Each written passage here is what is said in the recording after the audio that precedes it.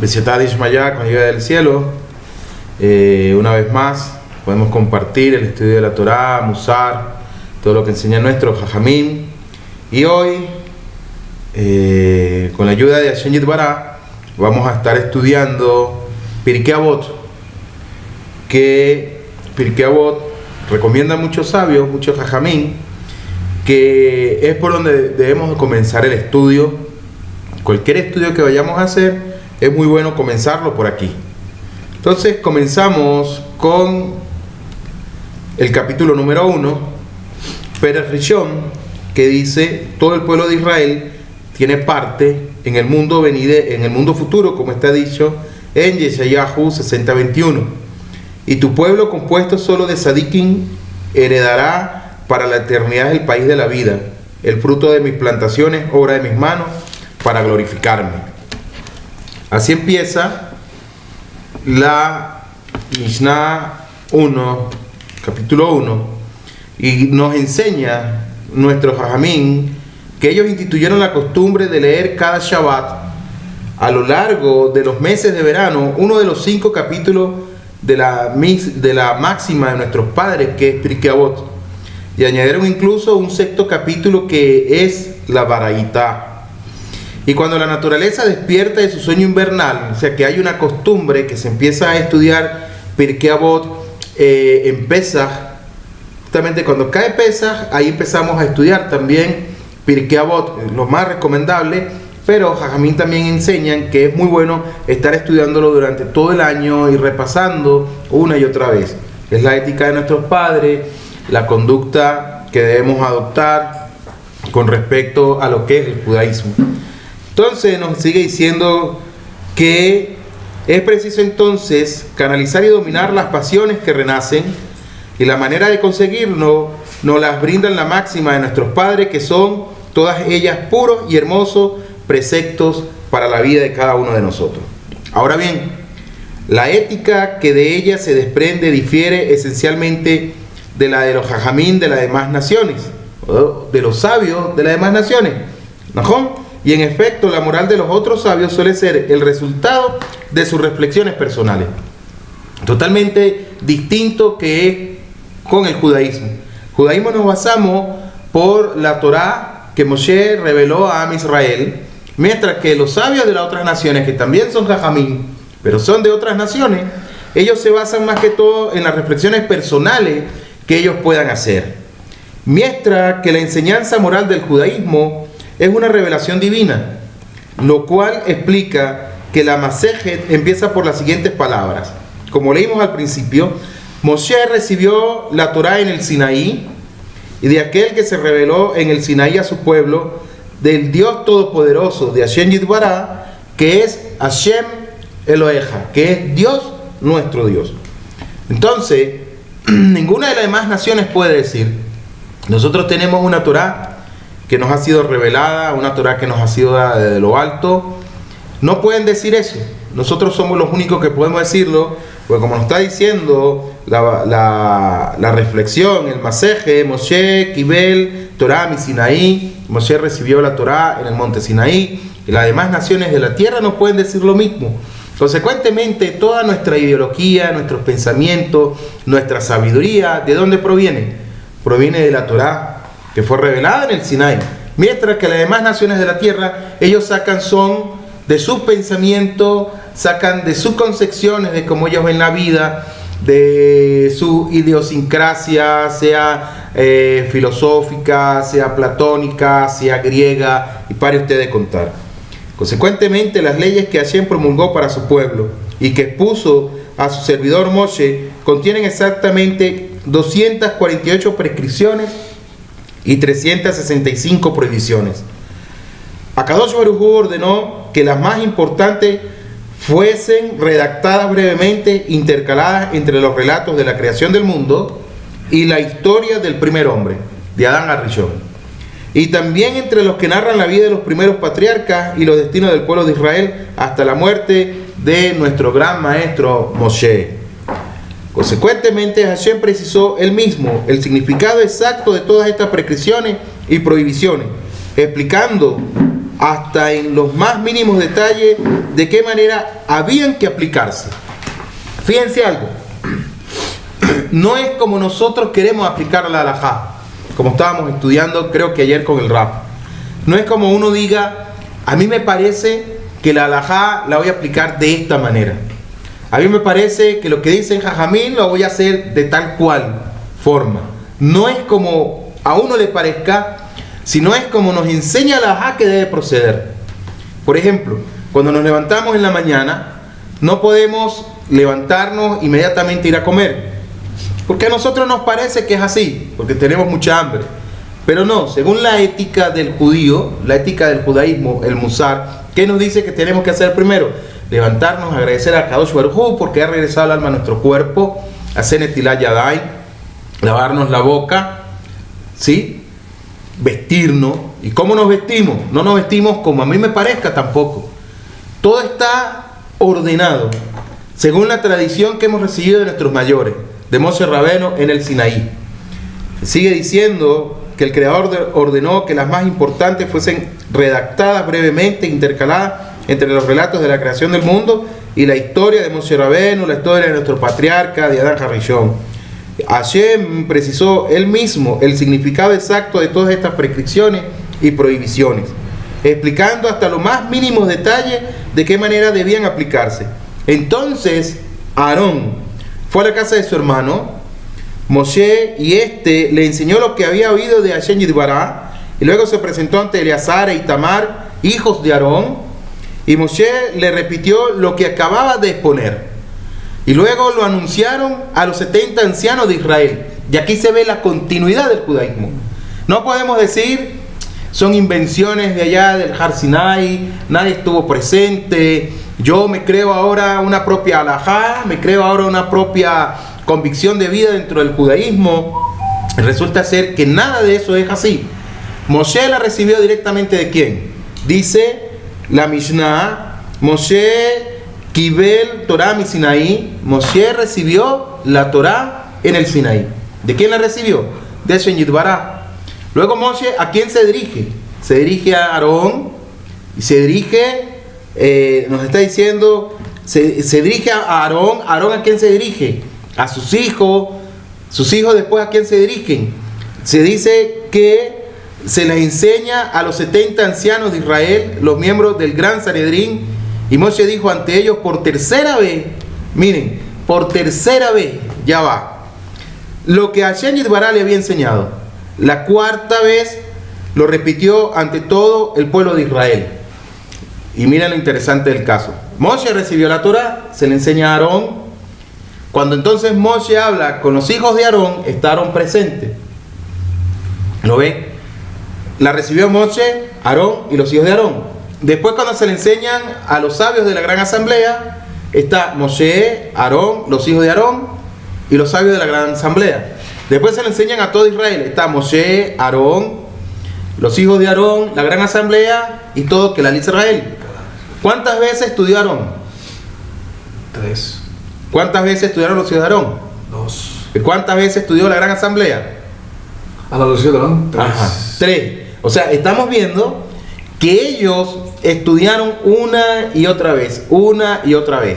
Consecuentemente no podemos decir que la Torah es una invención del hombre, como muchas personas han dicho. De hecho, filósofos judíos dicen que la Torah es invención del judaísmo. ¿Lo he escuchado? Sí. Dicen, no es así. O vienen otros y se crean unas halajot que no sabemos de dónde salen. Por ejemplo, respetando la idiosincrasia de muchos, los reformistas, ellos dicen, pero las leyes que se dieron en el Har Sinai eran para que fuesen en el Har Sinai. Pero ahora que estamos aquí, podemos comer chancho, podemos comer puerco. Porque en aquel tiempo las leyes de higiene no eran como las que están hoy presentes. Lo he escuchado. Y en consecuencia comen asir, que es puerco, comen, ¿cómo se llama? Crustáceos, moluscos, que es considerado las cucarachas del mar. Sí. Y ellos dicen, pero claro, porque en aquel tiempo tenía que darse así, porque no había salubridad, y pare usted de contar. Se inventan entonces una halajá, se inventan un judaísmo paralelo al judaísmo, por decirlo de alguna manera, por llamarlo pedagógicamente hablando, porque en el tiempo de Moshe Rabbeinu no existía el judaísmo, pero de manera pedagógica decimos que se inventan hoy día un judaísmo. No debería ser. Y la cuarta vez lo repitió ante todo el pueblo de Israel. Luego Moshe se retiró y Aarón enseñó lo que había oído 4 veces de Moshe. Aarón se alejó a su vez y les tocó a sus hijos repetir lo que había repetido 3 veces, de la voz de Moshe y una vez de su propio padre. Y así sucesivamente hasta que todo Clar Israel conoció cada mandamiento y cada prohibición con todos sus detalles y explicaciones también. Y a esto se le llama la ley oral. No fue transcrita y se transmitió de generación en generación hasta la tradición, que en hebreo se dice Mesorá. Hasta la Mesorá que tenemos hoy en día viene de Moshe Rabbeinu. No podemos discutirla. Por ejemplo, hace mucho tiempo hablaba con unos que dicen ser judíos caraítas. Y ellos decían, nosotros guardamos el Shabbat lunar, ¿sí? Entonces, la pregunta era, si según lo estás guardando la luna, que no está mal también porque tiene fuente de hacerlo, puede ser que dependiendo la luna, cuando sale, etcétera, celebres entonces Shabbat un día miércoles. Y ellos decían sí, que no había problema y tenían sus argumentos. Y yo le decía, desde el punto de vista rabínico, que es el que nosotros estudiamos, que nosotros seguimos, decía que no era así. No es así porque no fue como Hashem Yitbará creó el mundo. Hashem Yitbará no creó el mundo conforme a la luna. No, él no midió la luna ni el sol para él decir este es el primer, el etcétera y este Shabbat. No, lo que sí dice es y fue la noche y fue la mañana del día primero y así sucesivamente. Pero no fue tal cual como ellos me enseñaban, como ellos no me enseñaban, como ellos me decían que era. Y a la final yo les dije, por eso es que sobre ustedes hay una tacaná, hay un jeren, y no son aceptados como judíos. Incluso con los tefilín, ellos utilizan tefilín, los batim, los cuadraditos como nosotros. Yo les decía, ¿y los batim que tú tienes? ¿De dónde son? ¿Ese es tradición de quién? ¿Mesorá de quién? De Rabanán. Los batines es que... las cajas. Ok. ¿Sí? Entonces yo les decía, mira, y lo tienes, y estás hablando mal de los rabinos, estás hablando mal de la Mesorá, de la tradición, y estás utilizando tefilín que utilizamos nosotros. Los tzitzit, le decía, mira los tzitzit que tienen, amarrados totalmente distintos, pero el hilito, los tzitzit como tal, eran así finitos como estos que tenemos nosotros. Y yo le decía, ¿y de dónde viene eso? De la Mesorá, tal cual. Entonces, ¿cuál es el problema?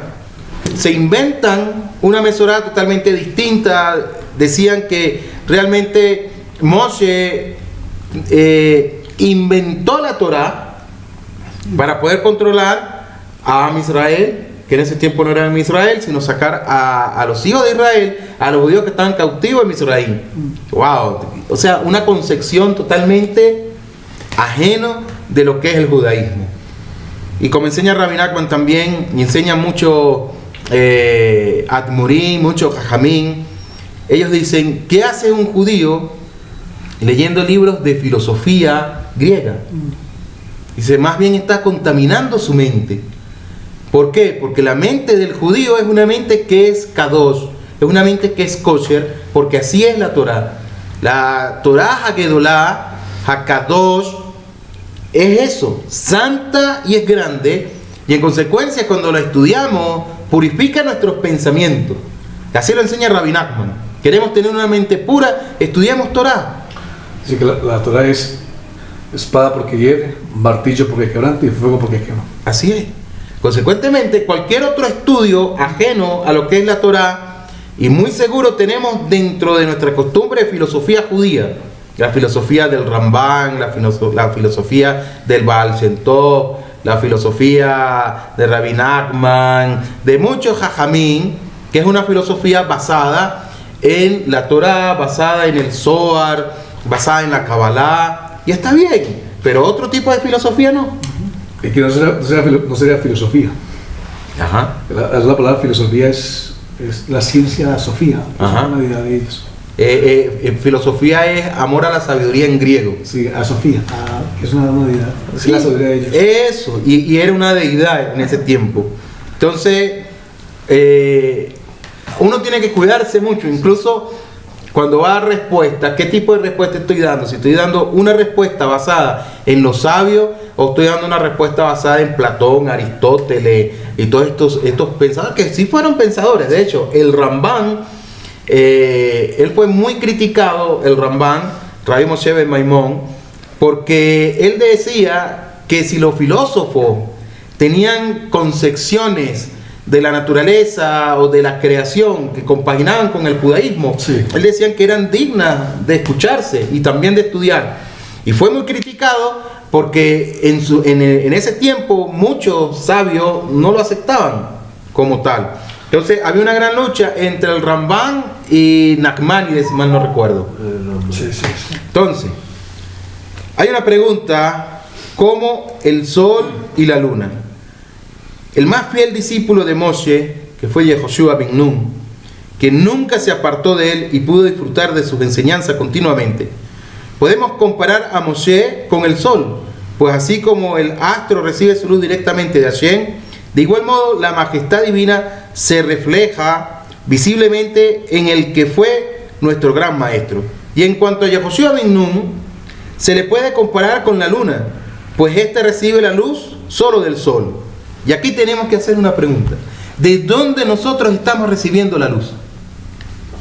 Si estamos recibiendo la luz de la Torá, nuestro Jajamín, o si estamos recibiendo la luz del mundo. ¿A dónde nos dirigimos nosotros como judíos que somos? Sí. Y ahí ese punto, las bases, por eso no hay punto de encuentro con los cristianos. Sí. Los cristianos, como ellos y muchos, tienen sus bases establecidas sobre mandamientos de hombres. Mientras que el judaísmo sobre mandamientos de Akadosh Baruj Hu. Ahora, ¿cuáles son las fuentes de judaísmo? Pues la Torah escrita y la Torah oral. Aquí tienen por lo menos la Torah escrita. Y muchos dicen que la Torah escrita es el porqué, sin interrogación. Por eso vienen con una cantidad de... Y como no puede explicar todo eso, le denominan dogma. Un dogma, sí. Créanlo, aunque no lo entienda. Aquí tenemos el porqué y tenemos la Torah oral, que es el cómo de las cosas. ¿Qué nos explica? Y el asunto es de que la Torah oral solo es de Israel.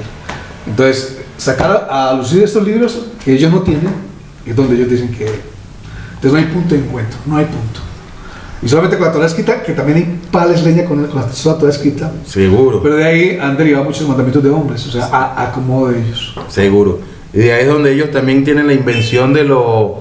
estudian, ¿cómo se llama? Teología y ese poco de hermenéutica, ese poco cuestiones todo disparate y al final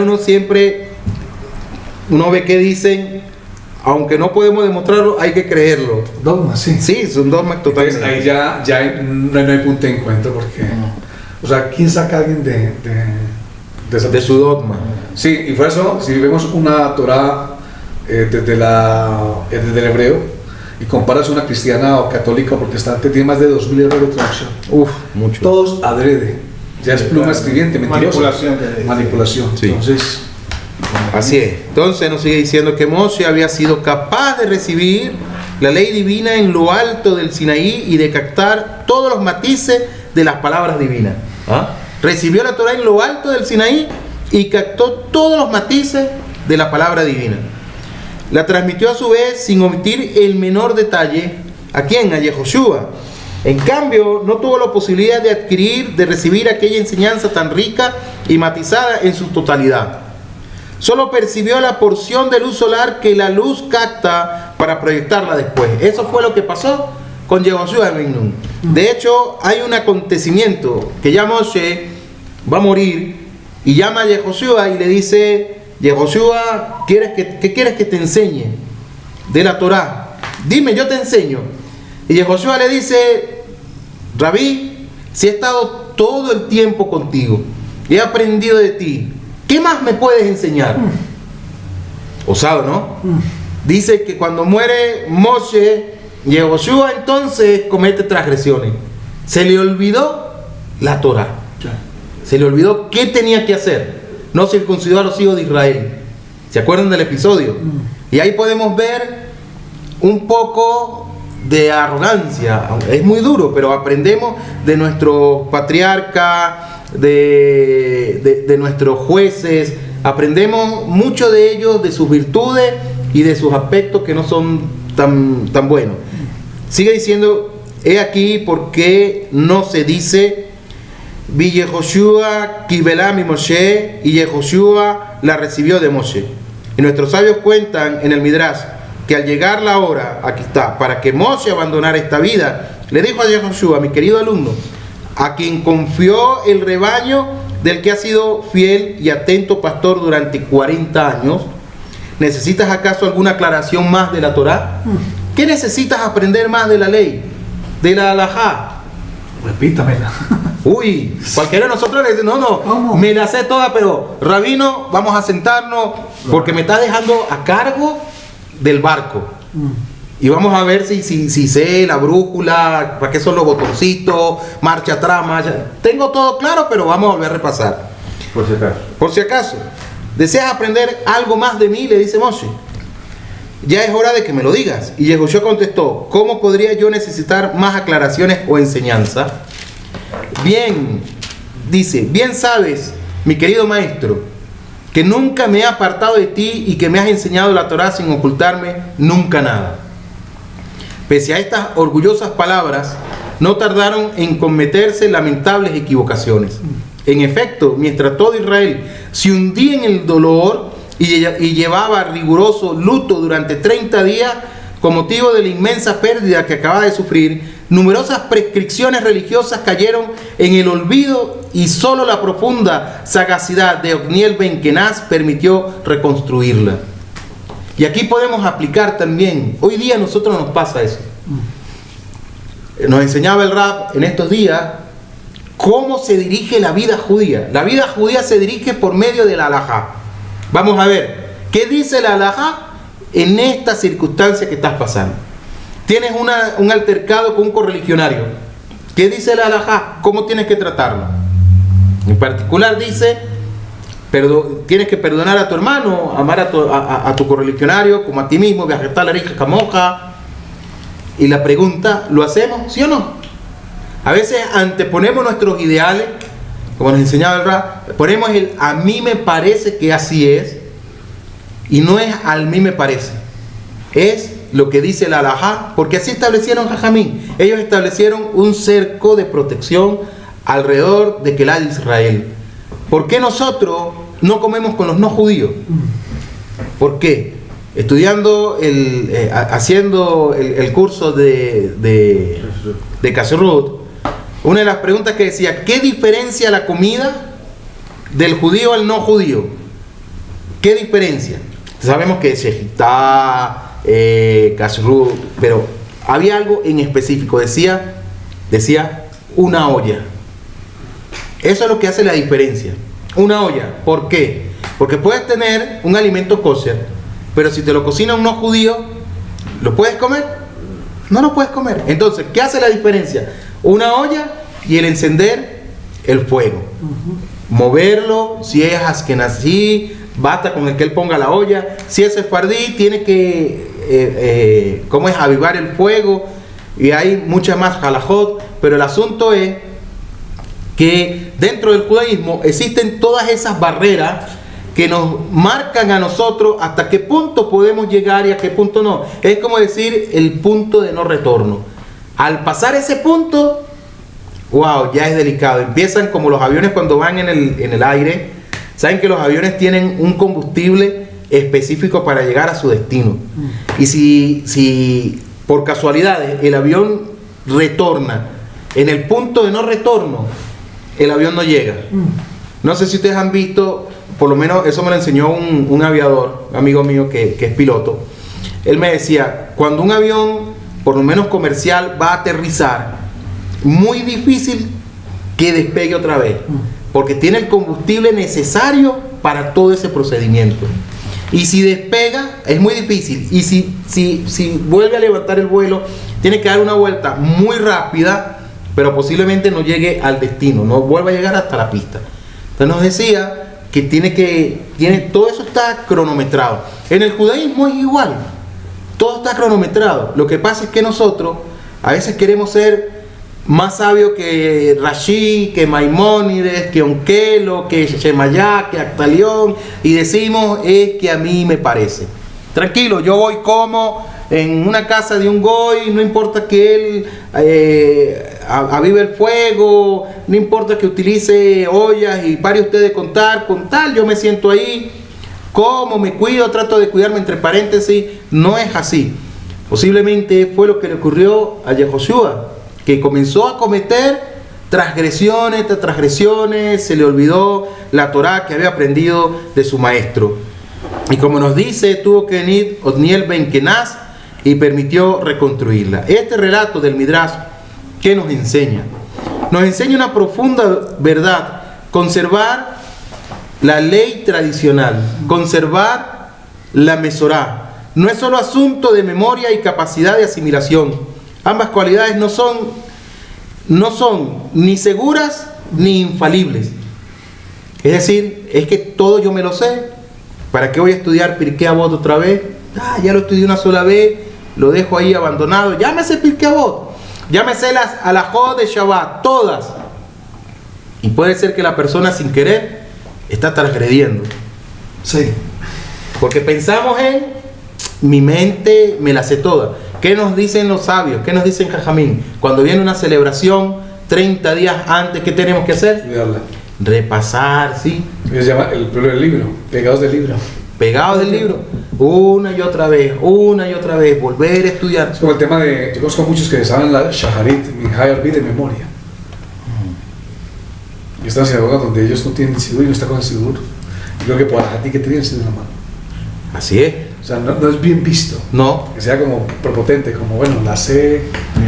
Sí, se ve muy mal que la persona está rezando, no tiene el sidur. Sí. Incluso, y yo se siente uno como...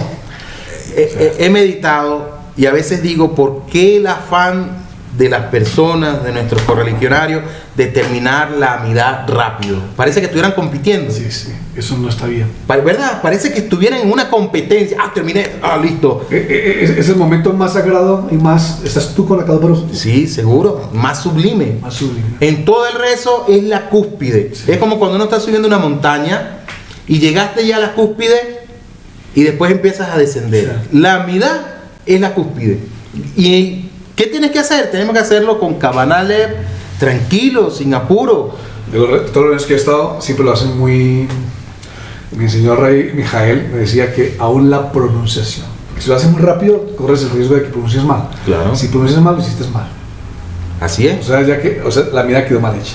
Así es. Porque si dices una palabra mal, ya cambias todo el sentido de la oración. Es correcto.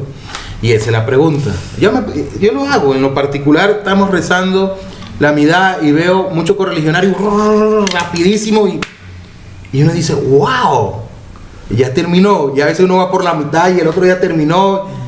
Y bueno, son cuestiones también de conciencia. Enseña Rabbi Nachman que en la amidad los jajamín de antaño, entre una palabra y otra se tardaban 5 minutos para meditar. Y los Mekubalín se demoran 2 horas como mínimo para la sola amidad. Imagínate. Mínimo 2 horas para hacer rey de la amidad. ¿Qué ibas a decir, David? No, que termina y te vas así lento. O algunos se mueven, yo entiendo por qué se mueven, no se pueden mover. No. Eso es una falta de respeto porque está atrás, o sea, que está delante. O dan 3 para atrás sin saber quién está atrás. Eso. O sea, ahí son cuestiones de... Es otra cosa. Sí. Por eso cuando uno va a retroceder, tienes que mirar que como está manejando. Es más, en Israel acostumbran algo, que en el corte, como está tanta gente, hacen esto, pero tienen un pie a la derecha, se corren y hacen esto. Yo no sabía por qué hacen tim y hacen esto. Para no... pasar el otro. Sí, se corren hacia el lado. Un lado.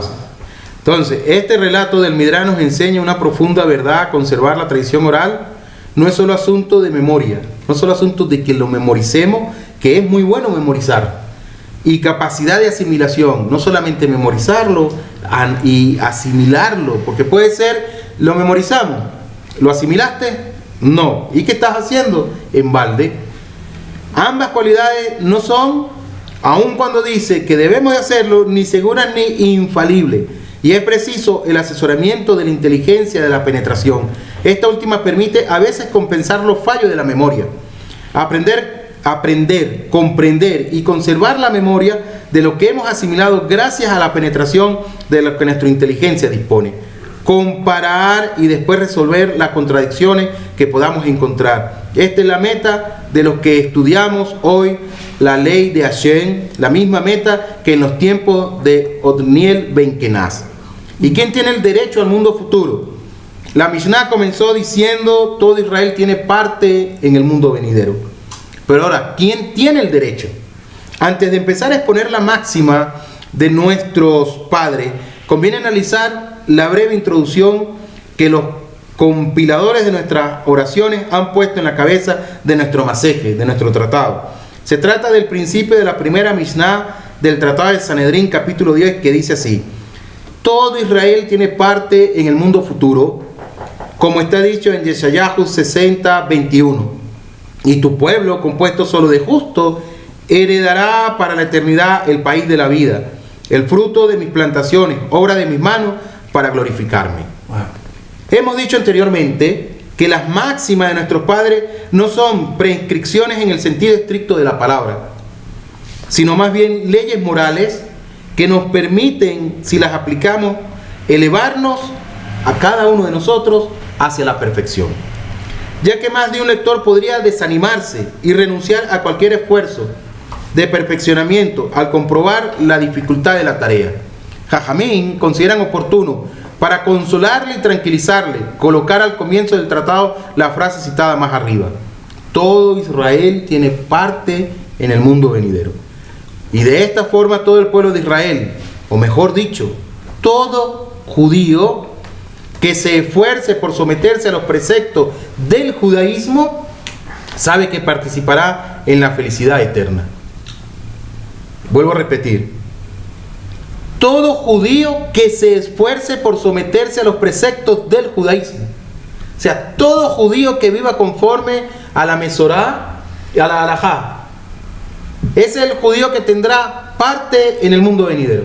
En otras palabras, a todos les envía la invitación, pero no todos van a llegar con la invitación. Es correcto. Porque puede una persona decir: ya va, pero aquí me está diciendo, el maseje me dice, en esta Gemara, todo Israel tiene parte en el mundo venidero, y yo soy Israel. Sí, pero, siempre hay pero todo el que se esfuerce y se someta a los preceptos del judaísmo.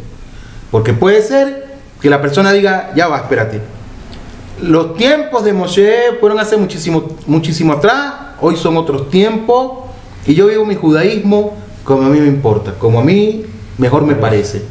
Y volvemos otra vez al principio: no es como a mí me parece, es como enseñan los jajamín. Y la frase muy corriente cuando uno se encuentra con israelíes: es que tú eres religioso. Yo no soy religioso. Ajá. O sea, resulta religioso y de, ¿no? Judío, israelí es israelí, hay unas normas que hay que guardar. Claro. ¿Te gusta o te gusta? Entonces no. O sea, te quieren meter un estigma como de religioso. Y te ven mal, te montan el ojo encima, y eso eres esto. Sí. Pero fíjense algo que me llamó mucho la atención estudiando aquí en el Beit Midrash. Si la persona, el judío, ¿para qué fue creado el judío? El judío fue creado para cumplir con la voluntad del amo del universo, para cumplir con su voluntad, no anteponer mi voluntad ante él, sino poner la voluntad de él ante la mía. Así es. Y fuimos creados para estudiar Torah. Y dicen Jajamín que si nosotros dedicamos nuestro tiempo a otros asuntos, estamos haciendo bitul Torah. Claro, trabajamos, buscamos la parnasá, pero Jajamín dicen: es bueno combinar el trabajo con el estudio de la Torah. La persona no puede decir: ¿sabes qué? No tengo tiempo para estudiar Torah, por tal no voy a estudiar Torah. Porque no es así, Rabotai. Honestamente no es así. Yo he aprendido algo cuando presté servicio militar. Rabotai, realmente ahí, desde que tú te levantas a que te acuestas, todo está sincronizado de lo que tienes que hacer en el día. y de tus asuntos personales, como es coser un botón, lavar la ropa, plancharla, para eso no hay tiempo, no hay tiempo. Y tú tenías que sacar de donde no tienes tiempo, tiempo para hacerlo. Y uno lo hacía, sacaba el tiempo. ¿Qué nos quiere enseñar eso? La dedicación que uno puede poner, uno va a conseguir el tiempo para hacerlo. En ese lugar, si no lo hacía, tenías una reprimenda. En el judaísmo es igual. Si no lo hace, ¿tienes reprimenda o no tienes reprimenda? Tiene. Porque enseña a nuestro Jajamín que todo lo que nosotros hacemos, todas las misbot que nosotros cumplimos en este Olam Hazé, ¿para dónde queda reservado? Para el Olam Habá, para el mundo venidero. Y a veces como judíos, ¿qué estamos haciendo? ¿Qué hacemos como judíos? Es algo en la reflexión. Yo en lo particular me pongo a pensar mucho. A veces cuando uno pasa tiempo ocio sin hacer nada, ya va, reconoce en ¿qué estoy haciendo? Estoy descansando la mente un momento, pero ya va. Voy a dedicarlo a estudiar Torah, a estudiar la halajá, algún maseje que no recuerdo bien, a dedicar ese tiempo. Y nos sigue diciendo, sabe que participará ese judío que se esfuerza y se somete a los preceptos, participará en la felicidad eterna, pero también que su parte será proporcional a sus méritos. Este es otro punto de vista. Seguro que todo Israel tiene parte en el mundo venidero. Como judío, tiene parte en el mundo venidero, pero ¿tendrá méritos? Dice, será proporcional a sus méritos. ¿Te esforzaste poco? Tendrás poco. ¿Te esforzaste mucho? Tendrás mucho. ¿No te esforzaste nada? No vas a tener nada. Pues cuanto mayor sea su empeño en cumplir con sus deberes morales, mayor será su dicha en la participación del mundo venidero. Y hemos de disipar aquí dos malentendidos que presenta la cita de Yeshayahu. El primero consiste en creer que todo Israel, sin excepción, tendrá parte en el mundo futuro. Todo. ¿Ustedes creen que Jonker no tendrá parte en el mundo venidero? ¿Quién? Jonker. ¿Quién es Jonker? Yeshu. Una vez se le escuché un rabino. Y él decía, ¿ustedes creen que aquel personaje que se levantó en contra de Moshe, Cora, no tendrá parte en el mundo venidero? Interesante. El rabino nos preguntaba eso y nosotros nos quedamos viendo para los lados y decía, bueno, si es un judío profanador, idólatra, como en el caso de Jonker, Yeshu, uno dice no, porque dice el Talmud que está en un lago de excremento y azufre. Ahí está. Así dice el Talmud que nos enseñaba el rabino. Ahora, en ese aspecto que la tradición fue a ese nivel, en otros judíos hay que ver si ya gastaron el límite de sus reencarnaciones. Ajá. Recuerda que hay límite de reencarnaciones para hacer tikkun, dependiendo del grado de transgresión. De transgresión. Porque hay transgresiones a tal nivel que no te dan chance de más. Entonces, pero la pregunta está interesante, ¿verdad? Sí. El rabino nos dijo y nos la tiró así, nosotros nos quedamos. Wow. Tengan. ¿Ah? Se las tanto ahí tengan. Sí, entonces mire, para convencernos de que esta opinión es errónea, basta con releer la última frase de la Mishnah a la que aludimos. En ella se menciona a los judíos que no tendrán participación en el futuro, como son, por ejemplo, los que afirman que la Torá no enseña la resurrección de los muertos. No tendrá parte en el Olam Habá ese judío. O también los que niegan el origen divino de la Torá. Aquellos judíos que dicen la Torá no es divina. Moshe la escribió. O sea, como los saduceos. Sí, y lo tremendo del caso es que ellos te dicen por la misma Torá, mira, Moshe la escribió. Y es verdad. Pero ¿quién se la dictó? Kadosh Baruj Hu. ¿Quién dio las primeras tablas? Pero ahí están equivocados. Las primeras las escribió el Eterno.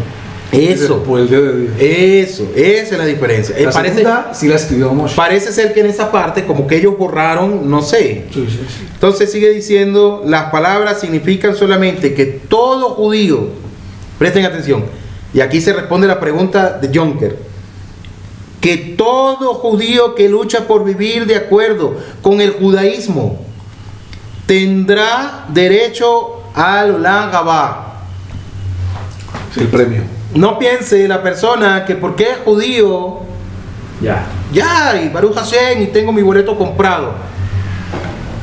No, tienes que esforzarte, someterse, cumplir, ser fiel a los dictámenes del Santo, bendito sea Él.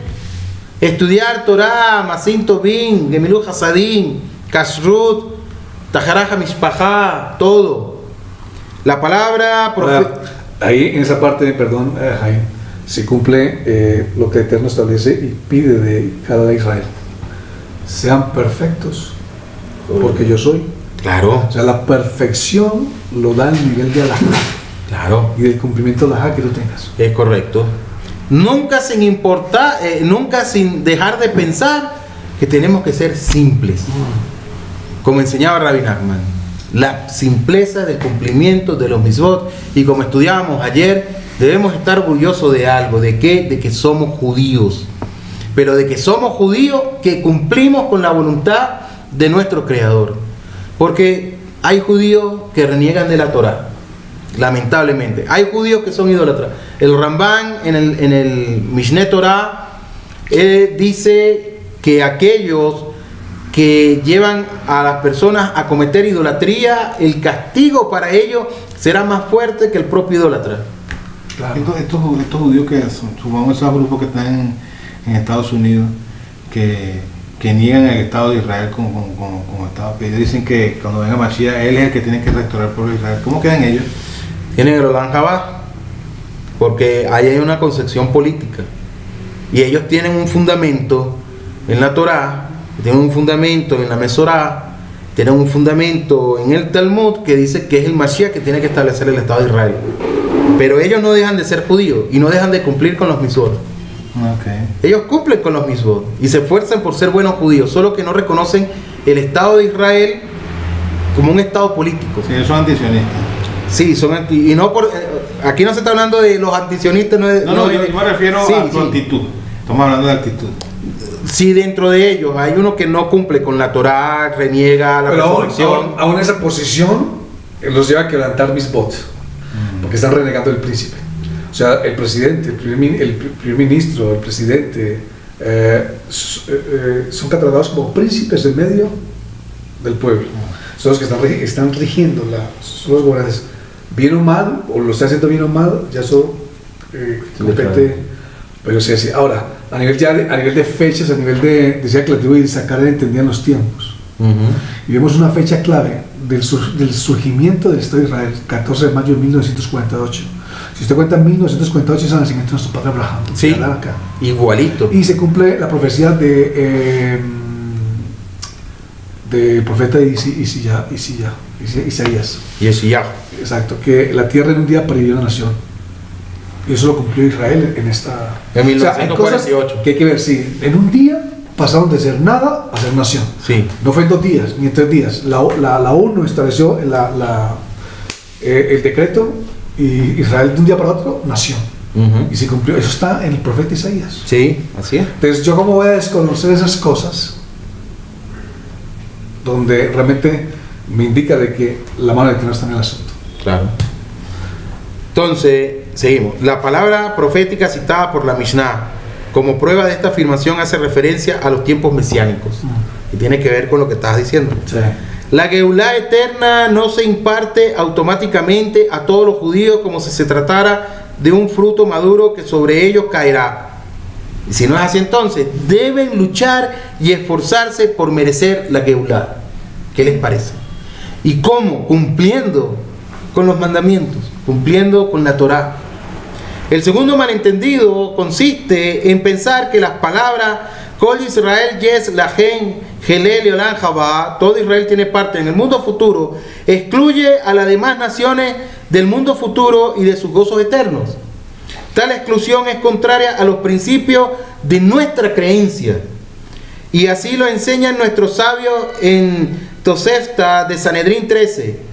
Está escrito en la Torá, en Tejelín 9:18, Yashubu Reshahin Li Shorla Kol Goyin Shejeje Elohim. Bajarán al abismo todos los malvados, todos los pueblos que olvidaron a Hashem. Y Rabbi Yehoshua comenta, el texto no dice que todos los pueblos bajarán al abismo, no dice eso. Es decir, serán privados ellos de la resurrección. Imagínate. Y vuelve en un punto, el remanente es aplicado a Israel y a las naciones, Ajá. al Goy. Son remanente. Ajá. O sea, miles de no van a estar ahí. Sino solo aquellos que olvidan a Hashem.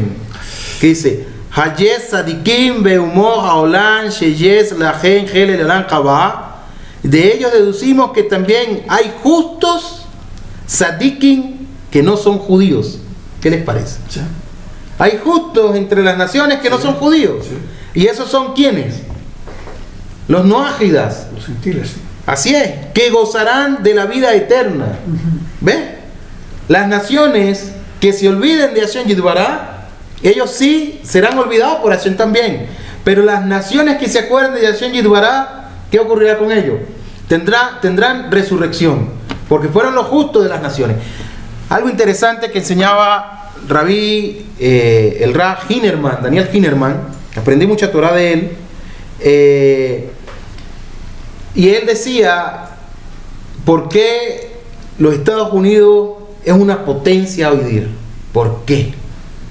Porque ha ayudado a Israel en todos los sentidos, lo ha ayudado.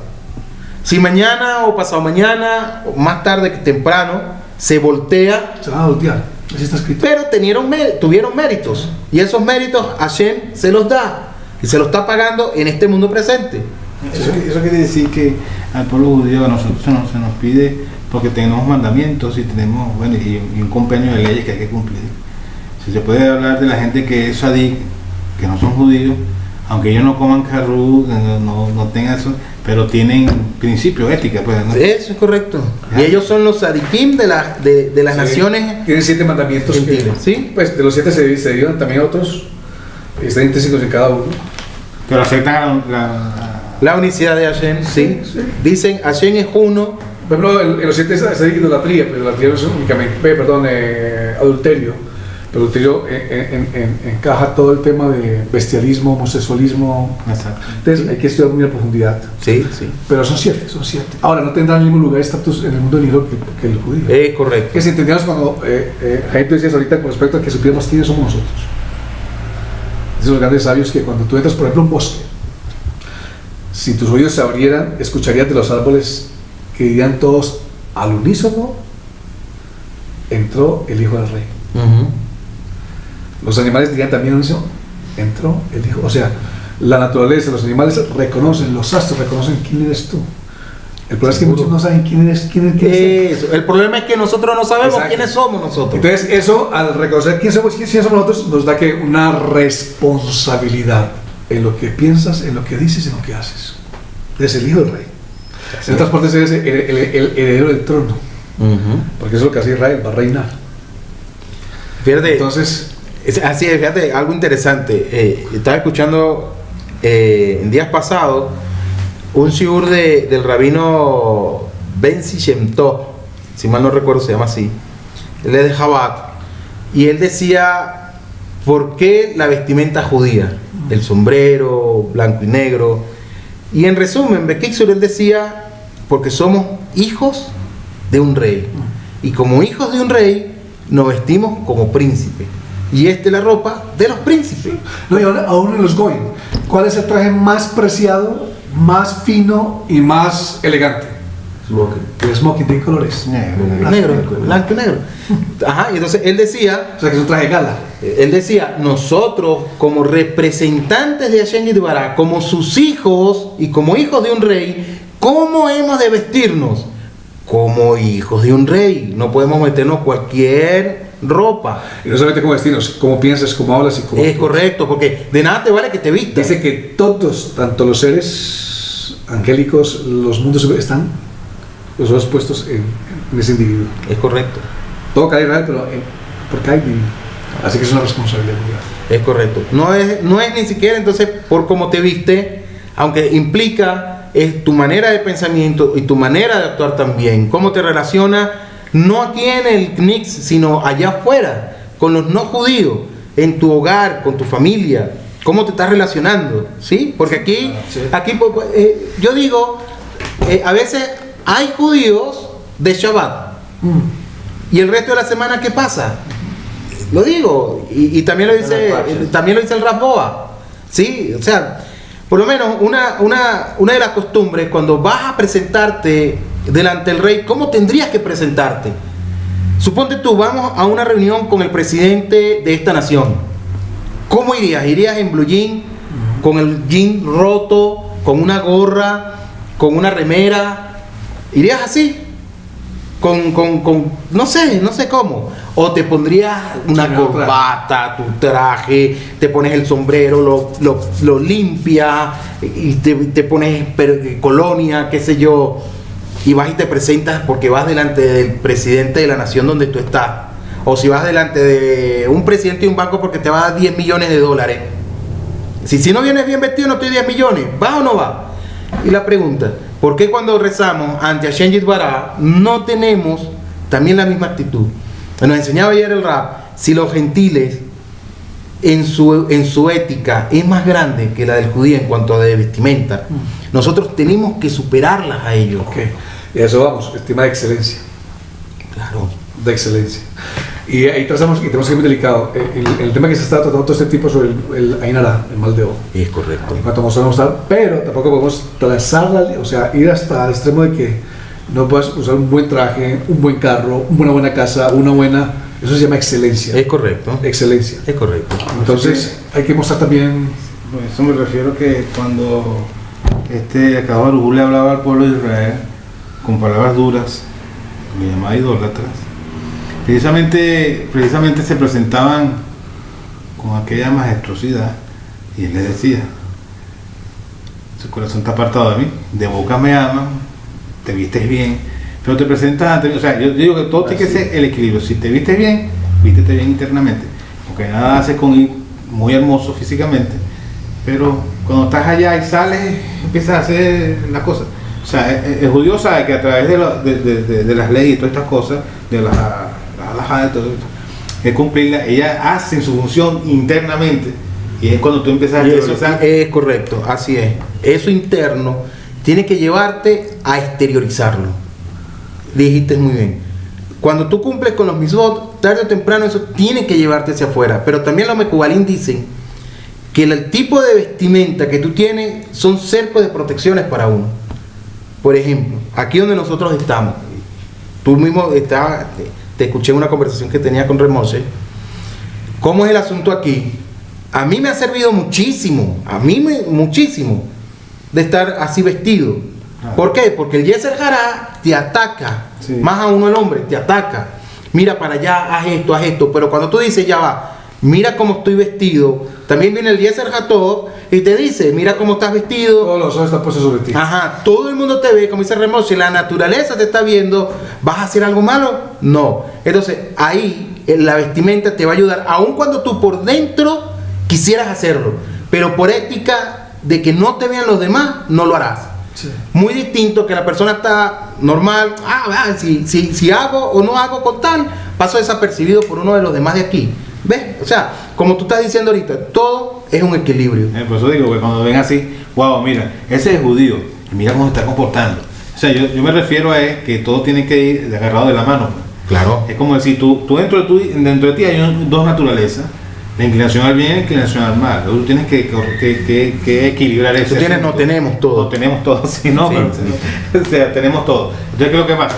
A través de la Torah te ayuda a equilibrarte en esos dos sentidos. La Torah nos ayuda, sí. En esos sentidos, para que podamos o sea, al presentarnos ante Akadosh Baruj Hu. Pero fíjate tú, está bien lo que dice, y eso sería como nos enseñaba el Rab ayer, antier.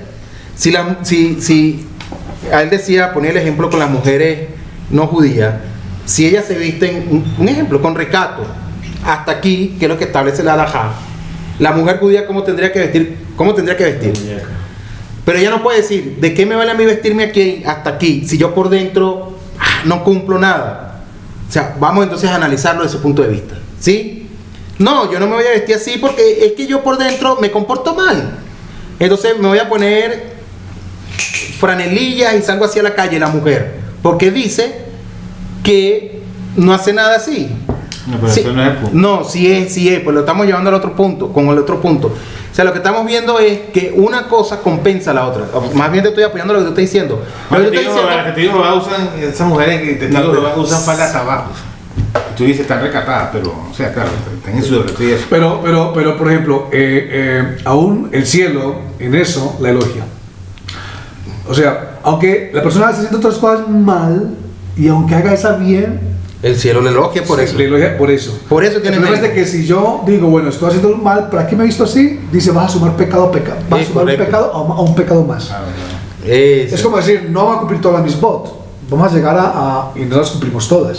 Es correcto. Pero las que cumplimos fueron Sí, suficientes. porque está bueno, el tema está bueno porque podemos caer en el pensamiento de decir, pero como no voy a cumplir con Shemitah porque no estoy en Israel, entonces no cumplo esta porque listo, porque prefiero primero cumplir internamente y después voy a cumplir externamente. Y de forzar. Está bien lo que tú dices. Exacto. Pero uno tiene que ir acompañado del otro y ahí es donde tú dices, ahí está el equilibrio.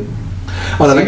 la que me dice, va más allá. Dice que si un judío cumple, así sea una sola misma, una, bien hecha, se le cuenta como si hubiese cumplido Toda. toda. O sea, puede estar mal en otras cosas, pero si se esfuerza por lo menos en esa área y lo hace bien con excelencia, el cielo dice que le cuenta como. Sí. Pues obviamente eso lo va a llevar a que luego haga otra misma y otra. Cuando menos piense, está cumpliendo. Sí. O sea, yo lo llamo el esfuerzo. Porque los Mekubalín, yo lo estuve leyendo, no lo estudié, lo leí, honestamente no, lo leí. Y no recuerdo el nombre del Rab con respecto a lo que es la vestimenta, porque todo encaja perfectamente. Y decía, la vestimenta ayuda mucho al judío, y bien es cierto lo que tú dices, puede ser que por dentro sea grosero, sea altanero, sea peleón, de repente comete averot, muchísimas, porque todito las cometemos. Sí, ¿verdad? Pero el hecho de que la persona tiene una identificación sobre sí como lo que es el Brit Milá, lo tiene sobre sí, hace que se frene un poco, lo ayuda a frenarse. Porque si no, entonces, Hasbe Shalom, caeríamos en lo que dicen los cristianos. ¿De qué vale la circuncisión del cuerpo si lo que importa es la circuncisión del corazón? Ambas tienen que ir de la mano.